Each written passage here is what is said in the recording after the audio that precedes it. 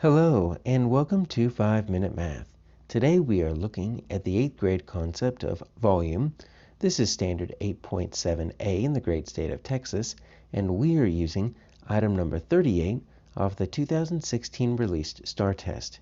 If you have not done so already, please go ahead and take a moment to pause the video, work this problem out on your own, unpause it, and we will look at our answers together. So we have a storage container for oil.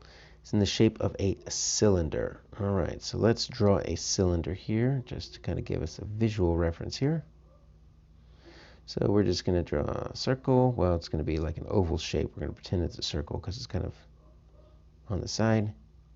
There we go. There's our cylinder. It's got a diameter of 10 feet. All right, so typically they're going to give you the diameter just to make you do a little bit of work. So there's a diameter of 10 feet, height of 17 feet. All right, so let's figure this out right here. So our 17 feet goes height right there. And so we need to find which measurement is closest. All right, so it's going to just round to the nearest whole number. So we just need to get as close to that as we can to the volume of storage. All right, so we do a lot of volume in 8th grade. And we need to make sure we are using the correct formula. So we have the volume of a cylinder is what we're looking for. And if you can't remember it, check your mathematics chart. It's actually on there.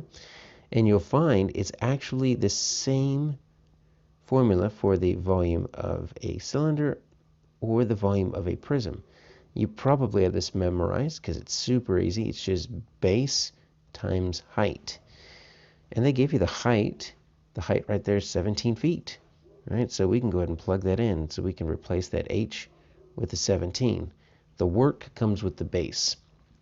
And this is why they can use the exact same formula for both a cylinder or a prism. Obviously, we're dealing with the cylinder here, but it works. If you got a rectangular prism, hexagonal prism, triangular prism, cube, it's because it's this base is different. And that's what we're going to need to do a little bit of work with. So that base.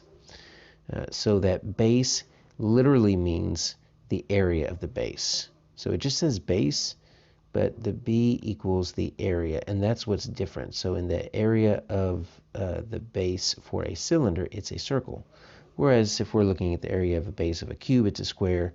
Rectangular prism, it's going to be a rectangle. Triangular prism, triangle. So the area, that formula changes. So how do you find the area of this circle?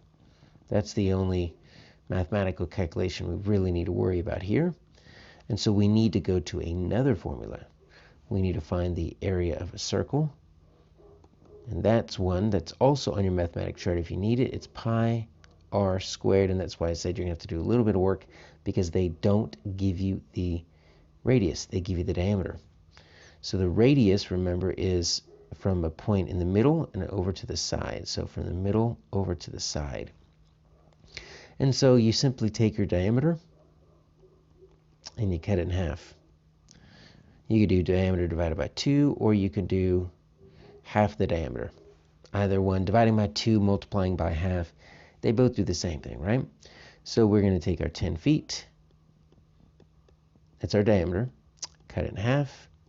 There you go. You get your 5. So that's our radius. So now we need to plug this back up in here. So the area is going to equal pi times 5 squared. Well, 5 squared is just 25. So really we're just going to do pi times 25. This is where we need our calculators. You could do it manually if you want to approximate with 3.14, but most calculators actually have a pi symbol on there. So just do that, multiply it by 25, and you are going to get the area, which is 78.5398, and it just goes on and on and on. But that's close enough. So now we need to take this area, see how we're plugging it back in, go all the way back up into here. That's our base.